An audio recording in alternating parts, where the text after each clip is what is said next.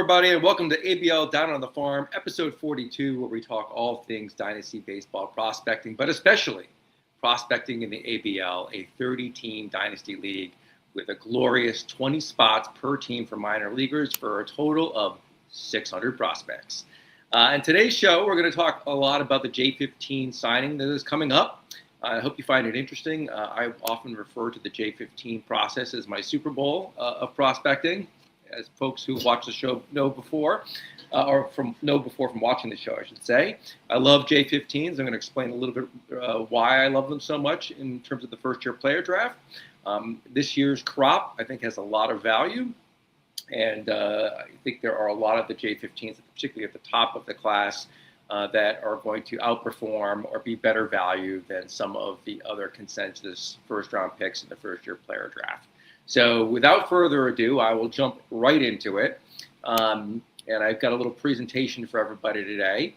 Hope you find it interesting so you can follow along as I'm talking through the points. But the J15 process, let's just take a step back and talk a little bit about what's available to you as you enter the first-year player draft, particularly for those who have been hesitant to dabble in this pool of players, as many Dynasty owners are. There's the fear about dabbling into this pool. So what is, in basic sense, the J15 pool? These are 16 and 17-year-old prospects. And one thing to keep in mind with these guys is that these players play baseball year-round. This is not just what they do. This is who they are. These kids are playing baseball all the time. This is their focus. This is what they're raised to do from ages like 11, 10, 12. And now they are 16, 17, and they are being groomed by Major League Baseball teams and an entire scouting apparatus in the Caribbean. That's why I have the map of the Caribbean, and Venezuela is on there too, where a lot of the players in the J15 pool come from. And importantly, as reflected on the slide, Major League Baseball invests millions of dollars to develop this talent. There are organized tournaments now. It is, a very sophisticated system where there's a high level of competition that has developed a lot over the years. So, literally these kids are like touring the Caribbean playing tournaments all the time, particularly the top ones. And so the performances and the scouting ratings you get in the J15 process are reflective of playing against top competition at the same age level. So we're going to talk a little bit more about that and some of the prospects I really like as we go through the slide deck presentation today.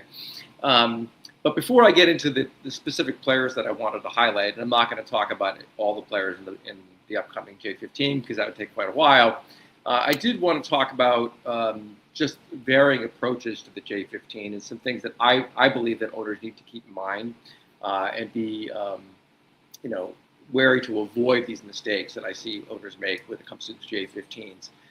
So I want to talk about fear and managing risks. There is no question that the J15 prospects have more upside than a lot of players in the draft, but they're also highly volatile, meaning that their outcomes are much more risky. You could really hit a home run like a Juan Soto and get somebody who's terrific, or you could just have a guy like completely flame out. Even the guy who's ranked number one, consensus number one in the J15 may not work out. There's a great deal of volatility. So instead of just ignoring this pool of prospects because you are worried about that downside, the appropriate thing to do is to manage that risk. And how do you do that? So you see on the slide, I say, ignorance and risk are no excuse. You should learn about these players, and I'll talk a little bit about what I do to, educate myself about them. But you should also just build in the risk into your evaluation in the first-year player draft and where you're rating these guys. So you really need to understand the player pool, figure out where you're going to be comfortable slotting them into your rankings, and then just account for the risk in evaluating the players. And if you have coin flip between a J15 player and a U.S. stateside player, and you have them roughly ranked the same, you might want to err on the side of going with U.S. player because of the risk. Maybe you really like the upside more on the J15 player, and it's your call. It depends on your risk tolerance, very much like investing in the stock market. So, what do I do? And I'm going to talk about these players. I'm going to specifically talk about to educate myself. Well, I start by reading MLB Pipeline's top their J15 class or international rankings. And I just don't look at the scouting grades there. I very carefully read the write-ups that they have of these players. And there's certain things that I'm looking for, and I'm reading through those things. I'm looking for data. What is the exit velocity that some of these players are, consistently reaching? If it's reflected in the scouting report, that always jumps out to me. Are there references to the player's work ethic and approach and coachability? Adjustments they're making or willingness to, really hone their baseball skills. I view that as an important additive piece to my evaluation of these players because they are so young and you really can't get inside the head or the maturity level of a 16 or 17-year-old in this system. So when I start to see references and consistent references to a player's work ethic and coachability, that really stands out to me because there's a greater chance in my mind that they're going to develop into a professional baseball player. And I look at the exit velocity, and particularly when it's really above average, because it indicates that there is already present at age 16 or 17, power that could be elite. And when you're talking about kids that are this young, there's a lot of projection physically for them that can come into play when they're 18, 19, 20 years old, which is only going to presumably add to that power.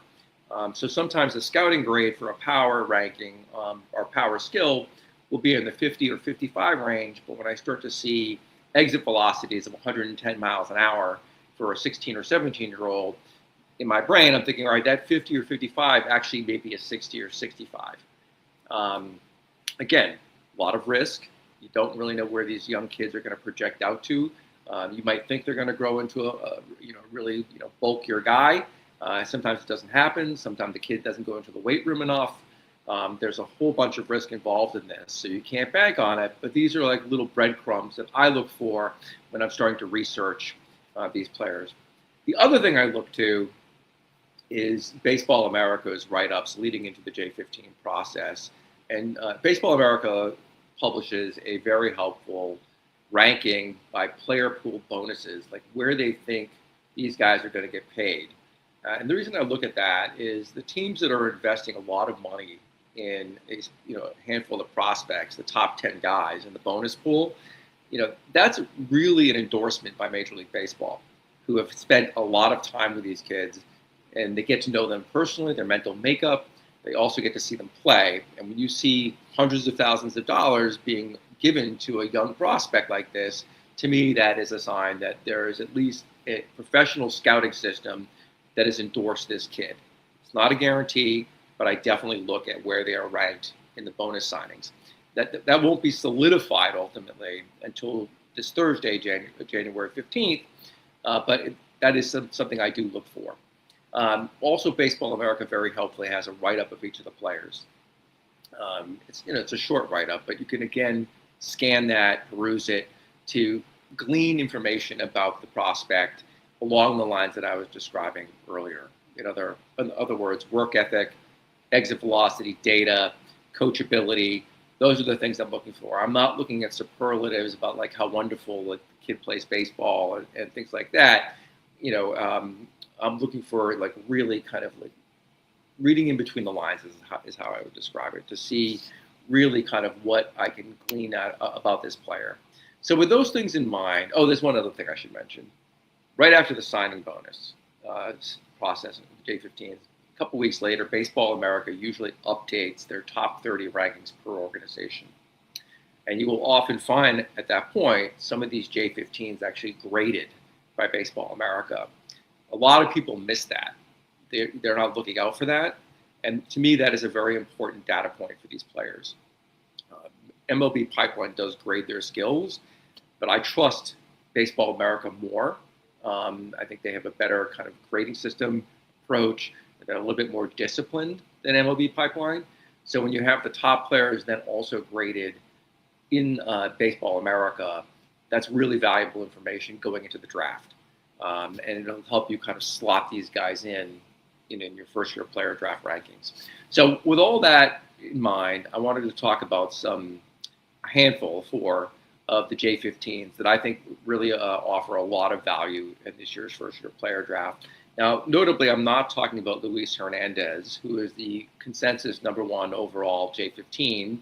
And the reason I'm not talking about it is because his like hype already is going to price him in at a very high level, and that may be a little bit more than I want to pay for a prospect. So what I'm looking for with the J15s are guys who I think are going to give me really good value for where I think I can get them in the draft. So I want to talk a little bit about some early round guys, Wandy and Francisco Renteria, who I think are probably early round grades, late first round in a 30-team format, or early second round. And both of those guys, as I'm going to talk about, provide a lot of interesting upside. There's certainly risk for them, but we'll talk about them specifically. And then, there's a mid-round guy, Emanuel Luna, who I really like, has some warts on him as well. We'll talk about those. But this is a guy I think you could probably get in the third or fourth round and has tremendous upside that I like a lot better than some of the first-year player draft guys who are going to be there at that point. And then finally, I want to talk about late-round flyer, Santiago Solarte, who I think has tremendous upside. It could be a 40, 50 home run hitter one day in the major leagues, but has some hit tool risk that could also mean he doesn't really become an everyday regular. But as a flyer with that upside, I'm going to like him a lot better, for example, than kind of like college players who are still floating around in the draft, or retread guys who weren't drafted in the prior year but are still in the player pool. So again, we're going to look to get value with these players, and I'm going to describe why I think they have value, and there's like a hidden gem that you can pluck in the first-year player draft. Again, at whatever like risk level you're willing to accept. My risk tolerance is much higher than a lot of people's. So let's talk about Wandy. Wandy is a shortstop, and I've talked about this before. I really like targeting shortstops and center fielders. Why? Because those are positions that get assigned to really terrific athletes. They're very demanding positions defensively. Major league teams tend to put their very best players at those positions, their best athletes. And they also, because they're such good athletes, if they can't, really perform at that level, at that position, I should say, then they can, be shifted to another position. There's a lot of optionality for them, which increases the chance that they're going to reach the majors. So you often see a really good shortstop, outgrow his body, and for shortstop become a little bulkier, like an Alex Rodriguez, and they shift over to third base. They can do that. Some of them whose arms are a little bit weaker may shift to second base. All right, a guy like Jazz Chisholm has been able to play shortstop coming up, second base, and outfield. Right, they're more likely to get player time, which is why I want to hone in on these dudes. So let's talk about Wandy specifically. He's 16 years old, and he is going to be 16 years old for the entire 2026 season. He's one of the youngest players in the draft. And what that means is that the evaluation of this kid, he's always been young for his level, right? He's always going up against older competition. And I've talked about this on previous podcasts about how that's an important factor. When you see a player who's younger than the competition excelling and performing at least at the level of the competition or exceeding that level of competition, that is a really good sign that this player is a special talent. So Wandy is a guy I really like. He's done very well against older competition. So let's talk about some additional details that I like about him. 16 years old, he's already 6 feet tall and weighs $175. This is a kid who's going to project into a very good physical frame for a hitter. I've talked about the importance of frame previously, and being able to generate power and durability to play baseball. He could outgrow shortstop, and again be either a second baseman or a third baseman. But right now, he's projected to be able to stick at shortstop, premium position for major league teams. He's a left-handed hitter. These are the pipeline scores I have here. 65 hit tool, which is very good for a 16-year-old. 60 power already at 16, and a 60 run rating for a 65 overall grade. This is a very highly graded player. Again, I'll be looking very closely for Baseball America's grades when they come out on him, which will probably be a little bit lower because they tend to be a little bit more conservative than MLB pipeline. But I do look at these pipeline grades to help starting to assess players, and I take that with a little bit of a grain of salt. He comes out of the Dominican Republic, and the reason I mention that is a lot of the DR players face some of the best competition in the Caribbean. Growing up, he was playing against really good ball players. There are a ton of Dominican players who are in the major leagues today, of course, but I always like to have players coming out of the DR. They're really a well-developed system down there. He's likely right now to sign with the New York Mets. That could change by Thursday, but that is the projection by Baseball America. One thing that's interesting about that to me is, in my experience, Mets fans tend to be real homers in dynasty leagues. So there may be some extra trade value associated with Wandy as we progress, past his first year. Mets fans tend to get really excited about these players. There's a lot of hype in New York about their prospects. And so he could become also a valuable trade chip if you want to go that route. Don't have to do it, of course. You can hold him, but I always like that extra little wrinkle with a player. So let's talk a little bit more specifics about reading between the lines and what jumped out to me about Wandy and why he's on this list. Again, I'll reiterate, he's going for his level. Okay. There are numerous reports about him having 110 plus mile per hour exit velocity, which really jumped off the screen to me for a 16-year-old. That's really excellent. I also read that his launch angle is already there. He's getting good loft on the ball, which means there is a good chance he's going to become a real power hitter who generates home runs, which, of course, in a format like ABL is really valuable because it's a points league, right? So home runs are the most valuable sort of hit you can have. This is a guy who could play a premium position, steal bases, have power, and hit for average, right? As I said, he's likely to stick at shortstop, which I like. Baseball America has him as a top 5 signing bonus, so we'll see what signing bonus he ultimately gets. Again, that's an endorsement of a player to me by a major league team. They're really willing to invest. I personally have a first-round grade on Wandy for the first-year player draft, again, in a 30-team format. In other formats with fewer teams, it might be a second-round grade. I won't reveal exactly where I have him slotted for competitive reasons, but I have a high grade on Wandy. And I think he's a really interesting prospect. Again, as with all the J15s, there's volatility with these kids. He's very, very young. But I like everything that I'm seeing about this guy, and I think he's going to be a really interesting prospect who could really pop this summer in ways similar to what Diego Torrens did for Atlanta last year. So let's talk about the next guy on the list, Francisco Renteria. Renteria is another really interesting prospect to me. He's a little bit older than Wandy. He plays center field. Again, another premium position for the reasons I articulated. This guy is probably more likely to be a corner outfielder because of his frame, which I'll get to in a second. He's 17 years old, which is perfectly fine for a J15. 6'3", 200 pounds. Again, already a really big kid.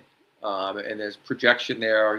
He likely will grow a little bit taller, fill in his body a little bit more. We could be talking about a 6'4", 6'5" kid who's about 215, 220. That's unlikely to stick in center field, but because he's good defensively in center field, he's very likely to stay in a corner outfield position, and will have the flexibility later in his career to move to first base. Right-handed hitter, you see the pipeline scores here, 60 hits, 65 power, 60 speed, 60 overall. Comes out of Venezuela, another good place for developing these players. Not as good as the DR normally, but there are a lot of players that are coming out of Venezuela that have performed very well and have become major league ball players. He is likely to sign with the Phillies. So a guy like Adam in our league might be targeting him, who loves his Phillies, or he's a guy you could trade to Adam. That's something, again, that I always keep in mind is what's this guy's monetization in the in-season trading market. Now, things that jumped out to me when I was reading about Francisco Renteria, he's a contact monster. He makes a lot of contact, doesn't strike out a lot, which is something I like to see at this level. Suggests that maybe his hit tool could be a little bit better than 60, or could be at least 60.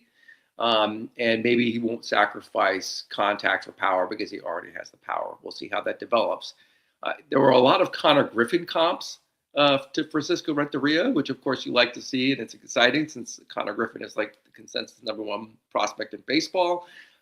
Take all that with a grain of salt. He hasn't played a single game in the DSL yet, but it's nice to see. What did stick out to me is that Renteria has played a lot of tournaments. This is a very seasoned prospect within the Caribbean Tournament League. Again, as I articulated earlier, there's a lot of competition in those tournaments, a lot of talent. So he has consistently performed well in front of scouts. These are tournaments that are attended by Major League scouting systems. So they've seen him play, and he's very well regarded.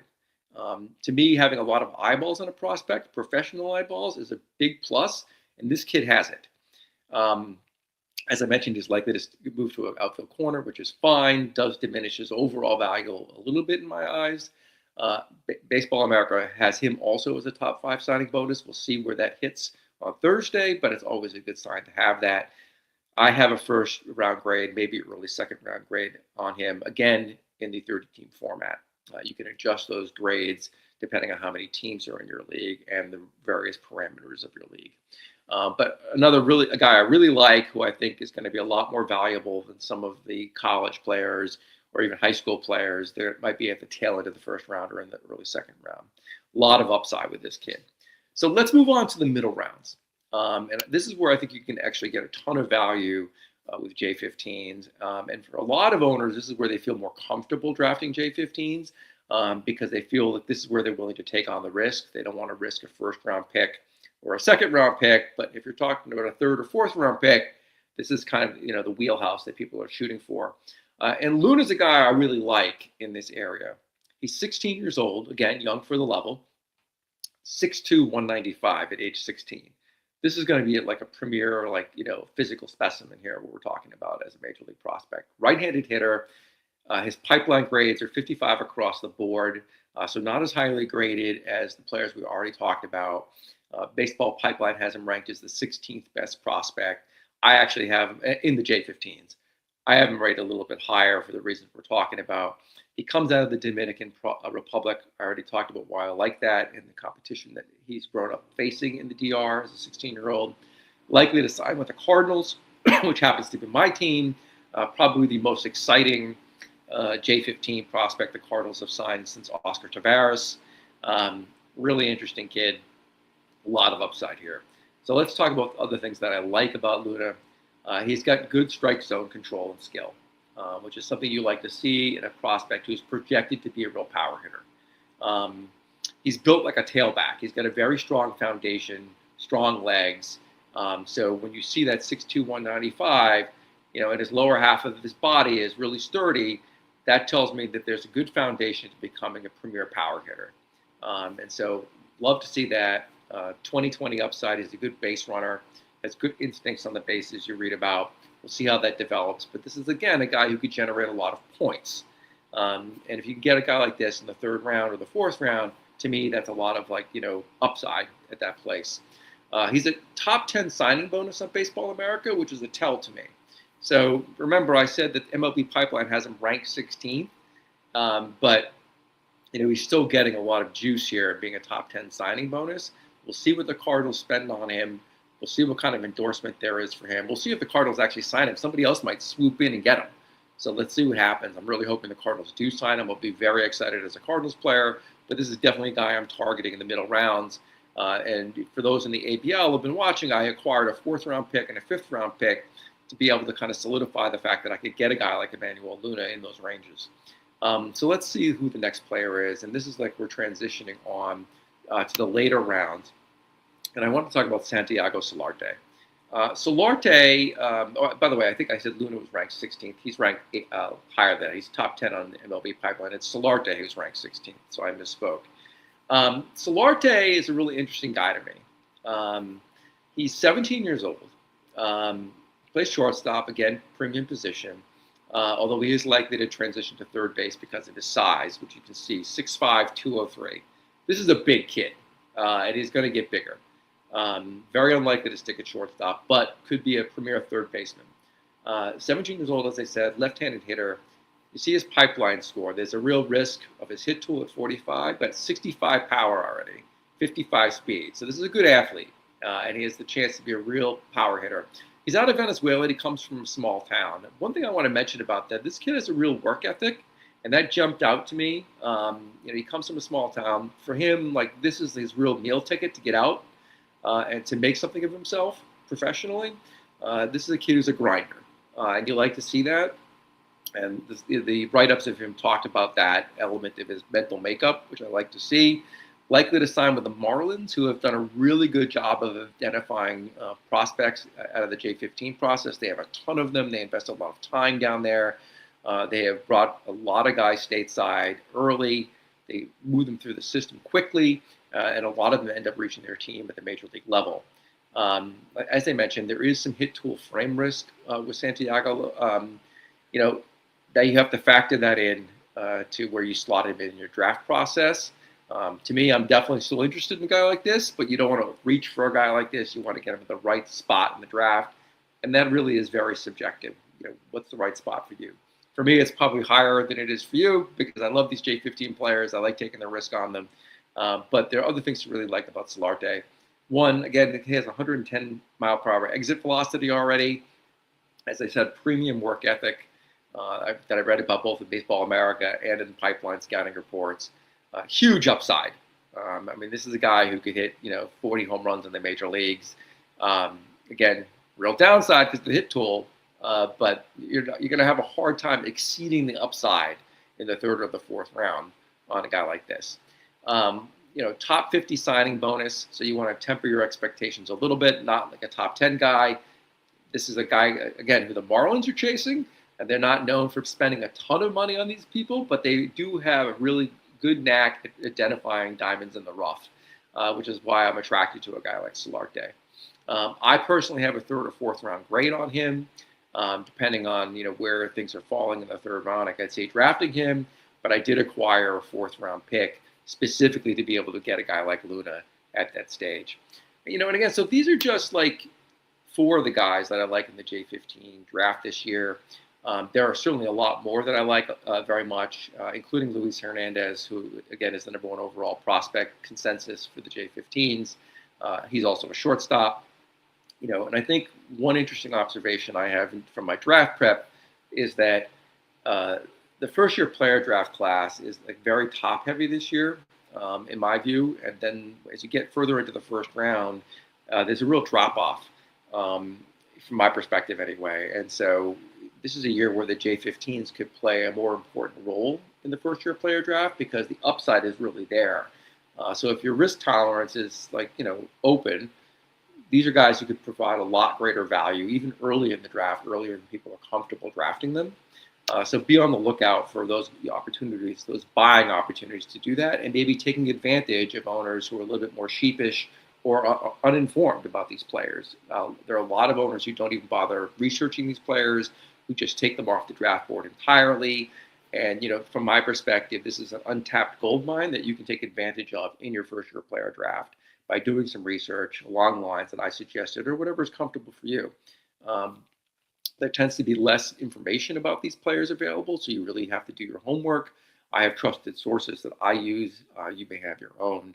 But I really encourage everybody to take a hard look at these players. I certainly will be doing a further drill down on them, and will be keeping my eyes open for Baseball America's write-up of the top ones when they refurbish their top 30s for each team.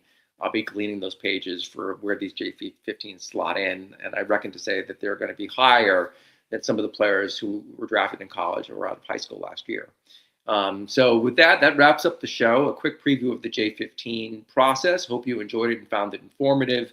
I'll be coming back with the next ABL Down on the Farm podcast in a couple weeks as we get closer to the first-year player draft and real spring training news on these prospects, which I'm very excited to be jumping into the 2026 season. But until I talk to you again, remember to always ABP, always be prospecting. Talk to you later.